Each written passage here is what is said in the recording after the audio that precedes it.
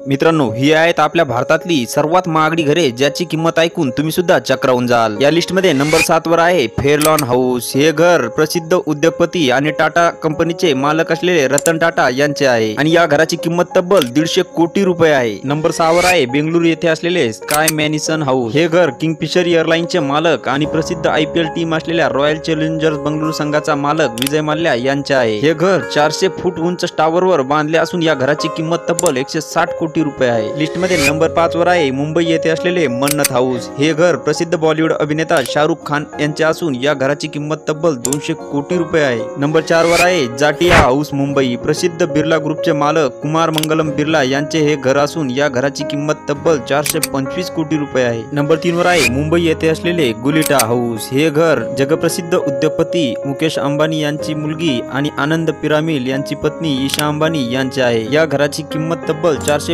कोटी रुपये आहे। नंबर 2 वर आहे JK हाऊस मुंबई।